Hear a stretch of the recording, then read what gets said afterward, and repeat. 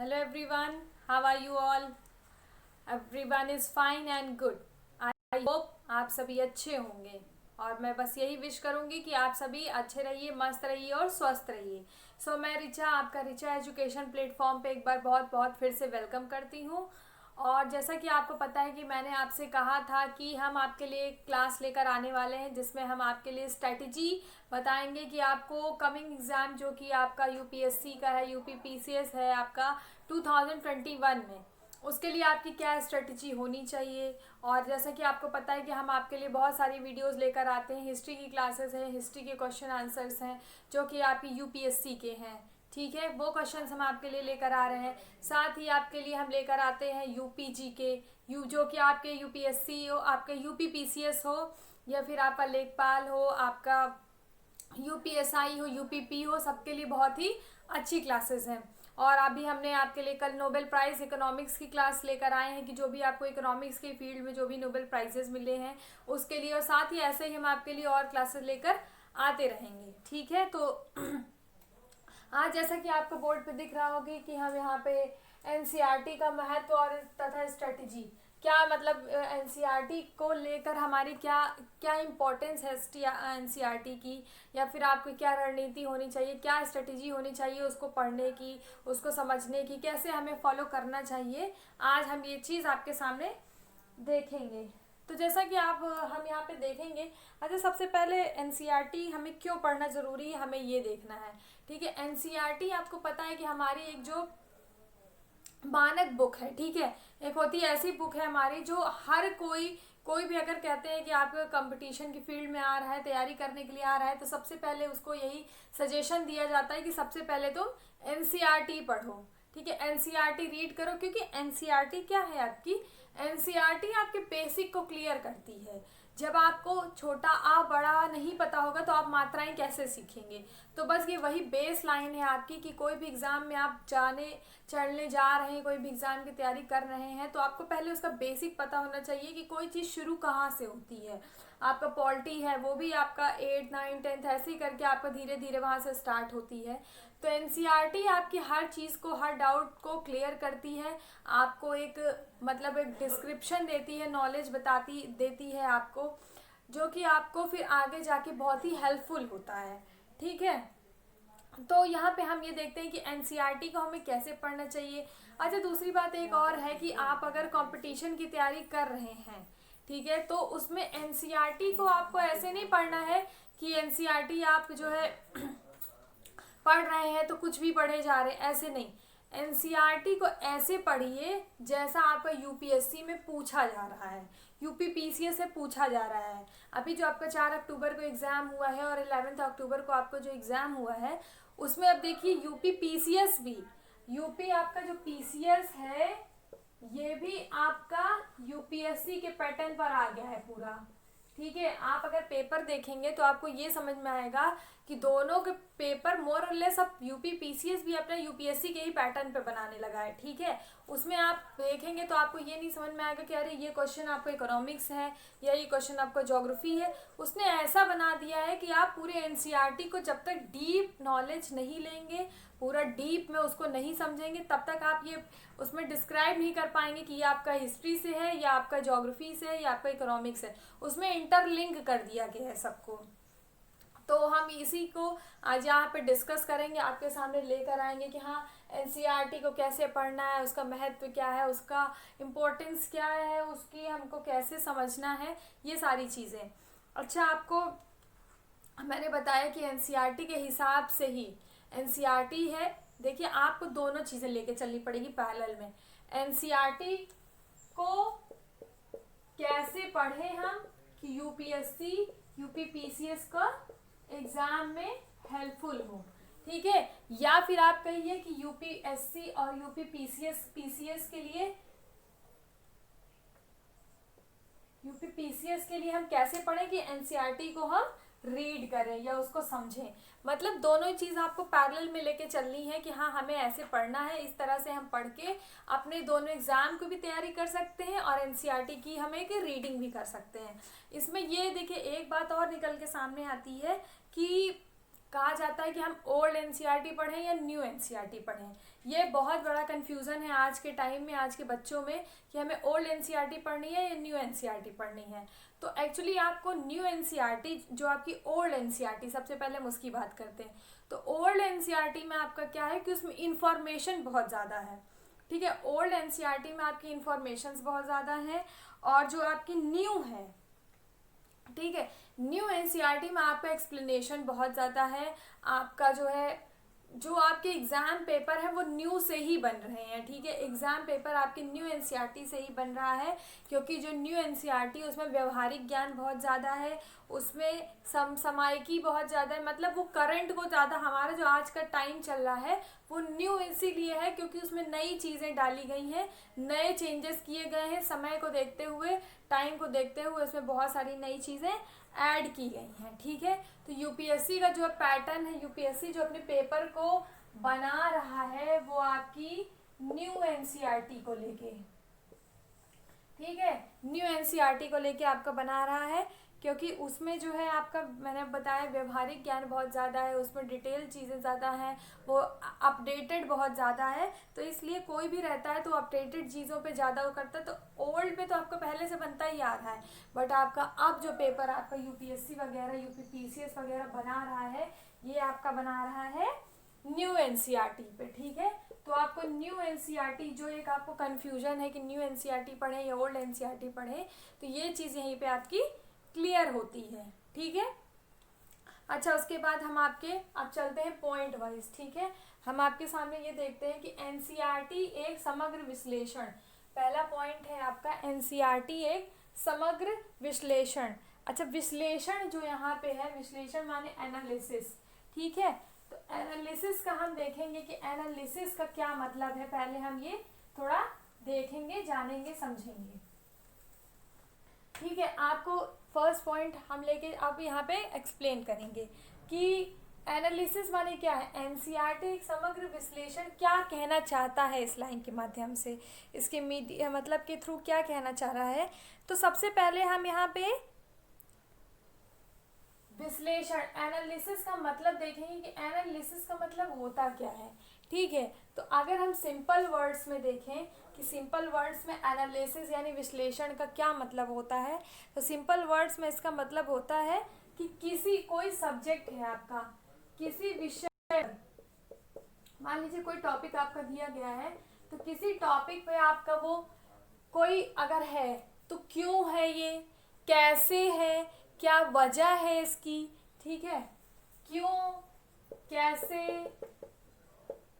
ठीक है, क्यों, कैसे, कब, ये जो आपके जो क्वेश्चन निकल के आते हैं, एनालिसिस माने, एनालिसिस कहते हैं ना, हम आपका एनालिसिस करेंगे यानी हम आपका विश्लेषण करेंगे, यानी कि हम आपका जो है एक तरह से ये देखेंगे कि आपके अंदर क्या है, या किसी टॉपिक के अंदर उसकी पूरी डिटेल लेंगे कि ये टॉपिक क्यों है, क्यों इम्पोर्टेंट है, कैसे बना, कब बना, ये सारी चीज़ें हम इसमें एनालिसिस में देखते हैं, ठीक है। तो एनसीईआरटी में क्या है कि एनसीईआरटी आपको कोई भी अगर सब्जेक्ट है, कोई टॉपिक है, कोई इंसिडेंट है, कुछ भी है, तो उसके बारे में आपको बताएगा ये क्यों इम्पोर्टेंट है, या क्यों बना, कब बना, कैसे बना, इसकी क्या इम्पोर्टेंस थी, इसके बनने की क्या वजह थी, क्या ऐसा ज़रूरी था जो इसको बनाना हमें पड़ा, मतलब किसी के बारे में जानना, समझना, ठीक है। कोई भी टॉपिक है उसके बारे में आपको जानना है, समझना है, यही आपका काम करता है एनालिसिस, ठीक है। एनालिसिस माने किसी के बारे में आप पूरा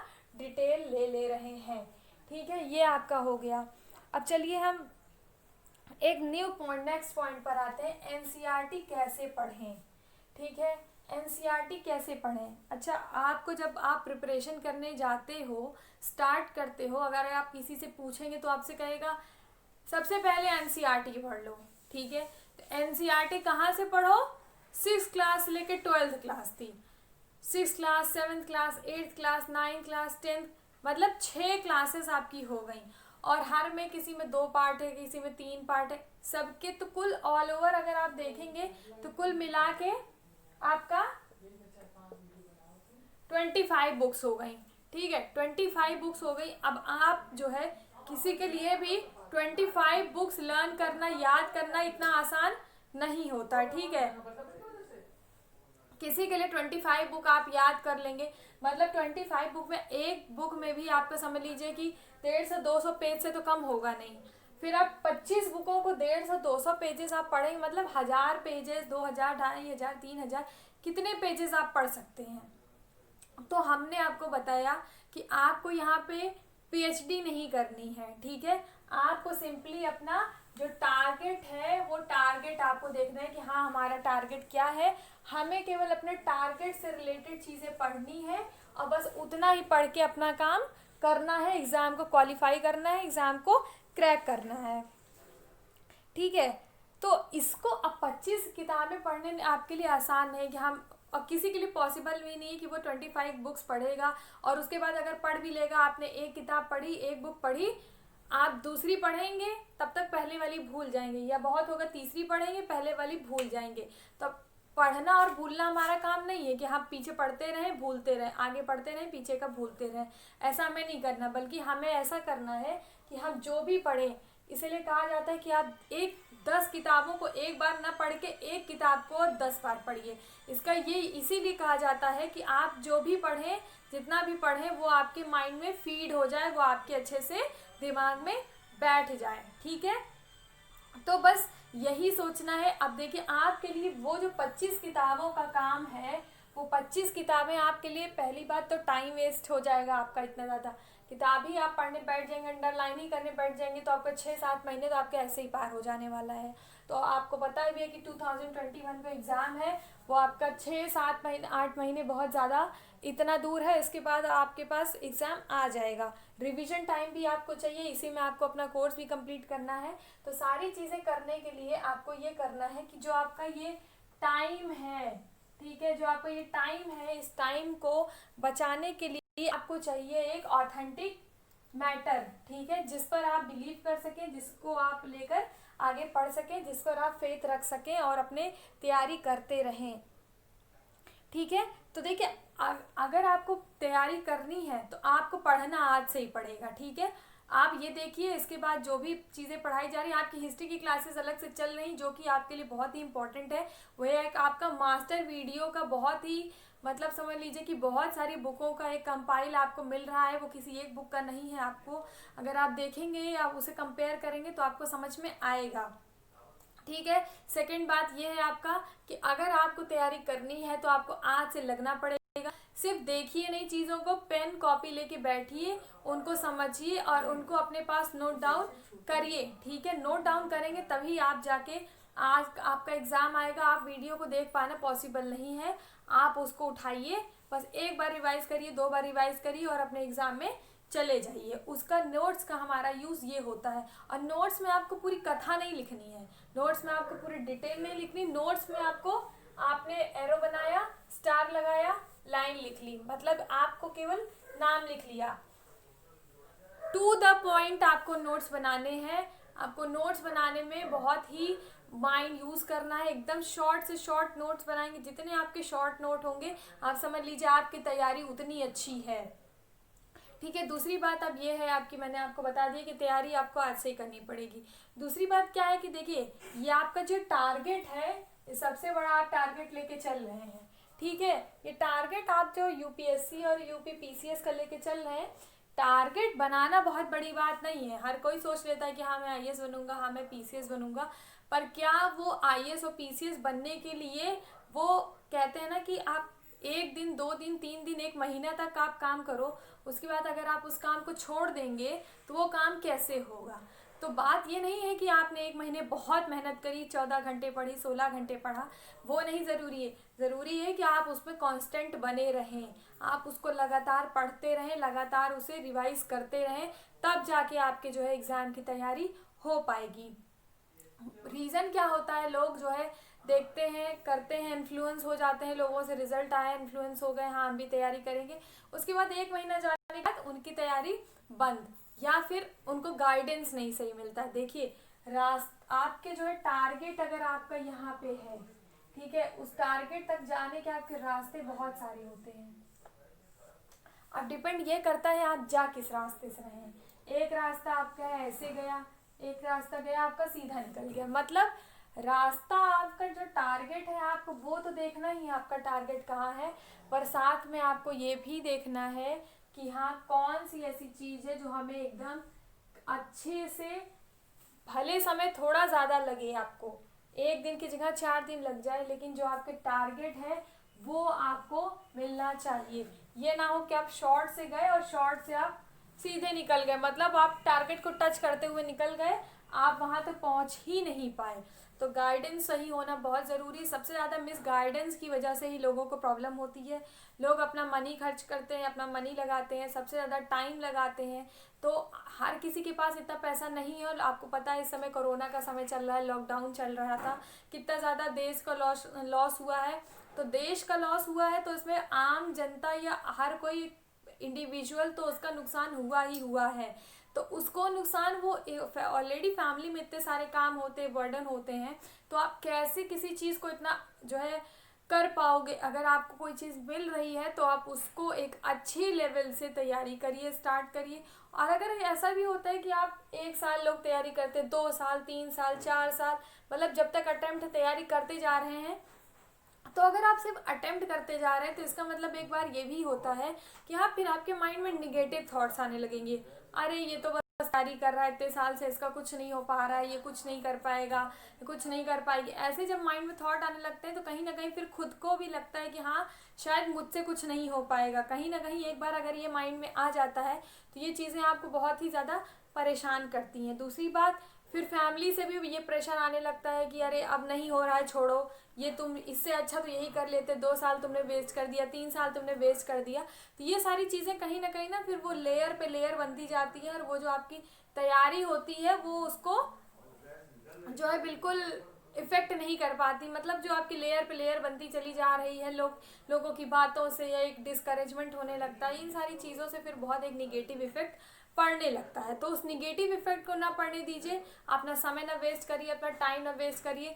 हम आपके लिए वो क्लासेस लेकर आएंगे जिसमें आपको मैगजीन हुआ, ठीक है, जो आपकी मैगजीन्स होती हैं, मैगजीन होते हैं, ऑथेंटिकेटेड पेपर्स होते हैं, और आपके इससे रिलेटेड जो भी कोर्स तो है ही है, साथ ही उससे रिलेटेड जो भी आपका चल रहा है करंट में वो हम आपके लिए लेकर आएंगे।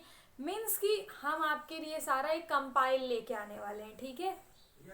कंपाइल लेके आने में क्या होगा कि आपका समय कम लगेगा, आपको मैटर अच्छा मिलेगा, और आप उन चीज़ों को ज़्यादा से ज़्यादा देखेंगे, आप उसको ज़्यादा से ज़्यादा देखेंगे, आप ज़्यादा से ज़्यादा उसको रिवाइज कर पाएंगे।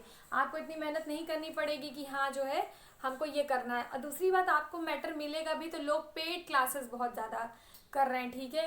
कुछ दिन तो फ्री में क्लासेस देते हैं, उसके बाद पेड क्लासेस स्टार्ट कर देते हैं। तो पेड क्लासेस में क्या है, पेड आप तब तक, तो जब तक उनको कंटेंट अच्छा है, उनको लग रहा है कि हमारे पास बच्चे नहीं है, तब तक वो फ्री कर रहे हैं। बट जैसे ही उनको लगेगा कि हाँ बच्चे को ज़रूरत है, जब उसको ज़रूरत होती है, जब वो किसी के ऊपर डिपेंड कर जाता है, तो वो लोग उसको पेड क्लासेस में कन्वर्ट कर देते हैं। तो आपको पेड क्लासेस नहीं है ये, आपके लिए जो भी मिलेगा फ्री ऑफ कॉस्ट मिलेगा, आप हमारे ऊपर बिलीव रख सकते हैं। चलिए बढ़ते हैं नेक्स्ट पॉइंट की तरफ कि एनसीईआरटी का महत्व क्या है। तो हम देखते हैं कि एनसीईआरटी का महत्व क्या है। देखिए एनसीईआरटी का महत्व आपके एग्ज़ाम में के लिए बहुत ज़्यादा है, ठीक है। आपका समझ लीजिए कि क्वेश्चन पेपर का हर आंसर, हर सोल्यूशन आपकी एनसीईआरटी में ही होता है, ठीक है। आप 11 अक्टूबर का पेपर देखिए, आप 4 अक्टूबर का पेपर देखिए, पूरा पेपर एनसीईआरटी से ही आपका आया है। मतलब आप समझ लीजिए एनसीईआरटी से बाहर आपकी कोई लाइन नहीं होती है जिसका जो कि आपके एनसीईआरटी ना कवर कर रहा हो, ठीक है। तो आपको जो अपनी तैयारी करनी है, यूपीएससी हो, यूपी पीसीएस हो, यूपी ट्रिपल एससी वगैरह भी जो भी आपको तैयार करनी है, वो आपको करनी है सिर्फ और सिर्फ एनसीईआरटी से, ठीक है। एनसीईआरटी क्या करती है, आपको नॉलेज देती है। सबसे पहले बात तो क्या है कि आपको एनसीईआरटी आपका बेसिक बताएगी, आपको आपके राइट्स बताएगी, आपको आपके संवैधानिक अधिकार बताएगी, आपको आपकी ड्यूटीज़ बताएगी क्या है। एनसीईआरटी से जो भी कोई अगर टॉपिक है, अगर आपने पढ़ लिया क्या कहते हैं ना कि अगर आप स्टडी कर रहे हैं तो सबसे बड़ी बात ये नहीं कि आप स्टडी कर रहे हैं, आप किसी टॉपिक को पढ़ रहे हैं तो उस टॉपिक में आपको इंटरेस्ट आना चाहिए। और जब तक आपको इंटरेस्ट नहीं आएगा, आपका मन नहीं लगेगा, कोई टॉपिक आप यहाँ पे बिठा नहीं सकते हैं। तो अगर आपको चाहिए कि हाँ मुझे इस टॉपिक में इंटरेस्ट है, इसीलिए एनसीईआरटी पढ़ने का सजेशन दिया जाता है। क्योंकि जब अगर आप एनसीईआरटी पढ़ लेते हैं तो एनसीईआरटी में इतनी डीप नॉलेज होती है, इतना क्लियर होता है कि एनसीईआरटी से कोई फिर पढ़ने के बाद दिक्कत नहीं आती है। बच्चे को उस टॉपिक में इंटरेस्ट आने लगता है, जब उसे समझ में आ जाता है तो उसे इंटरेस्ट भी अपने आप ही आने लगता है। ठीक है, तो यहाँ पे आपको बता रहे हैं एनसीईआरटी और आपके लिए कैसे हेल्पफुल है। एनसीईआरटी में आपको जो है, जब आपको अपने अधिकार पता चल जाएंगे, राइट्स पता चल जाएंगे, तो आप जो है खुद ही समझ जाएंगे कि हाँ एनसीईआरटी हमारे कितनी हेल्पफुल है। साथ ही आपका जो टारगेट है यूपीएससी का और आईएएस यूपीएससी का जो है और यूपीपीसीएस का टारगेट है, वो सारे टारगेट आपके एनसीईआरटी से ही पूरे होने वाले हैं। ठीक है, और साथ में जो भी चीज़ें हैं, जो भी इम्पोर्टेंट है आपके लिए, वो आपको यहाँ पे हम प्रोवाइड कराएंगे ही। उसके बाद है कि एनसीईआरटी की शब्दावली की व्याख्या। मतलब ये है कि आपका कोई भी अगर वर्ड्स हैं, ठीक है, आप कोई भी समझ लीजिए मैटर पढ़ रहे हैं, कोई भी चीज़ें क्लियर अपना कर रहे हैं, तो उसमें क्या है आपका कि एनसीईआरटी की शब्दावली जो होती है, ठीक है, एनसीईआरटी क्या करता है, आपने देखा हो कि एनसीईआरटी की बुक है तो साथ में कहीं ऊपर या फिर नीचे, ठीक है, उसमें वो टर्म लेके उस टर्म को पूरा एलोबरेट किया जाता है, एलोबरेट करके उसे एक्सप्लेन किया जाता है कि हाँ इस टॉपिक को हमें ऐसे देखना है। ठीक है, और ये सारे टॉपिक्स आपके प्रीलिम, मतलब कि अगर आपके लिए कोई टर्म है एग्जाम पॉइंट ऑफ व्यू से बहुत ही इंपॉर्टेंट है, प्रीलिम्स के बेस पे तो आपके बहुत ही इंपॉर्टेंट है। क्योंकि क्या होता है, कभी कभी कोई टर्म ही उठा के दे दिया प्रीलिम्स में और आपसे पूछ लिया गया कि इसका मतलब क्या है, तो आपको उसका एक्सप्लेनेशन करने में बहुत ही आसानी होती है। उसके बाद हम नेक्स्ट पॉइंट पर आते हैं कि एनसीईआरटी के विषयों का विश्लेषण तथा आलोचनात्मक परीक्षण। अब इसका मतलब क्या है, इसका मतलब ये है कि एनसीईआरटी के विषयों का विश्लेषण, विषयों का विश्लेषण इसका मतलब ये है कि अगर आप कोई टॉपिक पढ़ रहे हैं, कोई भी चीज़ पढ़ रहे हैं, तो उसका विश्लेषण, यानी विश्लेषण आपको एनालिसिस, जैसा मैंने अभी ऊपर बताया था आपको, एनालिसिस माने होता है किसी के बारे में भी आप क्यों है, कब है, कैसे हुआ, तो एनसीईआरटी आपको बताती है कि आपको किसी भी टॉपिक पे विषयों का पूरा विश्लेषण करना है। मतलब आपको उसका पूरा जिस्ट पढ़ लेना है, जिस्ट निकाल देना है, आपको उसकी पूरी डीप नॉलेज ले लेनी है। ठीक है, उसके बाद उसका आपको गहन अध्ययन करना है। उसके बाद जैसे आपके बहुत सारे क्वेश्चन आपके एग्जाम्स में आते हैं, एक आपका था मेंटल प्लूम, ठीक है, मेंटल प्लूम को जो आपको जो है करना था एक्सप्लेन, तो आप तभी लिख पाते जब आपको पूरा उसका एनालिसिस किया होता आपने एनसीईआरटी का। ये सारे टर्म आपके आते हैं एनसीईआरटी से ही है, ठीक है, चाहे मेंस हो चाहे आपका प्री हो, सारी चीज़ें आपकी एनसीईआरटी पे ही बेस्ड होती हैं। ठीक है, उसके बाद आपका आता है कि आलोचनात्मक परीक्षण। मतलब आलोचनात्मक परीक्षण का मतलब ये हुआ कि अगर कोई टॉपिक है तो आपको उसका पॉजिटिव, निगेटिव, कहते हैं ना कि डिसएडवांटेजेस, एडवांटेजेस, तो सारे ही पॉइंट्स आपको यहाँ पे देखने पड़ेंगे किसी भी टर्म के, किसी भी चीज़ के। ठीक है, जैसे कि आपको यूपीएससी आपका उसी तरह है जैसे कि रावण की नाभि में आपने जो तीर मारा, ठीक है, राम जी ने जो तीर मारा था, तो उनको अगर एग्जैक्टली ये ना पता होता कि हाँ मुझे तीर कहाँ मारना है, तो कभी रावण को मार पाते नहीं। तो ये आपका जो यूपीएससी यूपीपीसीएस है, ये आपकी रावण की नाभि की तरह है। आपको पता है कि हाँ अमृत कहाँ है, कहाँ उसे मार के सुखाना है, कहाँ से हमको अपने टारगेट पे पहुंचना है, तो बस ट्रेनिंग अपना जो है वो कैसे लेना है, तो बस आपको यही करना है कि आपको अपने जो टारगेट है उस टारगेट पे तीर मारना है। तो आपको वो टारगेट के तीर कैसे मारना है ये आपको जानना है। बस मैंने आपको कहा पीएचडी नहीं करनी है आपको। और दूसरी बात एक चीज़ और होती है कि एनसीईआरटी में आपका हर चीज़ से, हर पॉइंट से, हर सब्जेक्ट का इंटरलिंकिंग होता है। आप मेंस लिखेंगे, आप देखेंगे उस आपको पता ही नहीं चलेगा हिस्ट्री कहाँ आ गई, ज्योग्राफी कहाँ आ गई, इकोनॉमिक्स, मतलब वो ऐसा क्वेश्चन ही बना देंगे आपके लिए कि आपको हर सब्जेक्ट का इंटरलिंकिंग होना बहुत ज़रूरी होता है। ठीक है, आप जीएस का पेपर उठाइए, देखिए आपको लगेगा कि अरे इसमें हिस्ट्री भी, इसमें ज्योग्राफी भी, इकोनॉमिक्स भी है, इसमें सारी चीज़ें कवर की हैं। तो एनसीईआरटी मेन मेरा यही है आपसे कहने का कि एनसीईआरटी आपके लिए बहुत इंपॉर्टेंट है। आपको एनसीईआरटी पे मेन फोकस करना है, अपने टारगेट पे मेन फोकस करिए बस, और आपका जो सही रास्ता है, सही गाइडेंस है, उस पर चलिए। तो मैंने आपको बताया कि हम आपके लिए क्लासेस लेकर अब आने वाले हैं। इसकी क्लासेस जो होंगी आपको बहुत ही अच्छा मैटर दिया जाएगा, प्रोवाइड कराया जाएगा। आपको खुद ही समझ में आएगा कि हाँ हम चीज़ों को कैसे लेके चलें। साथ ही आपका जो है यूपीएससी जो यूपी पीसीएस के लिए भी आपका यूपी जीके चल रहा है। हम आपकी हिंदी की भी क्लासेस जो है कंटिन्यू करने वाले हैं। तो ये सारी चीज़ें हम आपके लिए लेकर आएंगे। बस आपसे मेरी यही रिक्वेस्ट है कि अगर आप हमारे चैनल पर नए हैं तो हमारे चैनल को सब्सक्राइब करें और शेयर करिए ज़्यादा से ज़्यादा लोगों तक, ताकि हम अपने मैटर को आपको ये फ्री ऑफ कॉस्ट आपको है आपको प्रोवाइड करा सकें और भी लोगों को इसका फ़ायदा ले सकें। ठीक है, बस ऐसे ही बने रहिए हमारे साथ, हमारे वीडियोस को फुल वॉच करिए, अपने कमेंट सेक्शन हमारे कमेंट सेक्शन में कमेंट्स को बताइए और बस हम आपके लिए आएंगे नेक्स्ट मैटर लेकर नेक्स्ट वीडियो में। टिल देन बस आप ऐसे ही बने रहिए, अपना सपोर्ट दिखाते रहिए। नए हैं तो आप चैनल को ज़रूर सब्सक्राइब करिए ताकि ऐसे ही आपको वीडियोस मिलते रहें हमारे। और साथ ही अपने फ्रेंड्स को कलीग को भी शेयर करिए, उनको बताइए, उनको दिखाइए। ठीक है, तो बस हम इसी के साथ मिलते हैं फिर आपसे नेक्स्ट वीडियो में। Till then bye bye, take care, जय हिंद।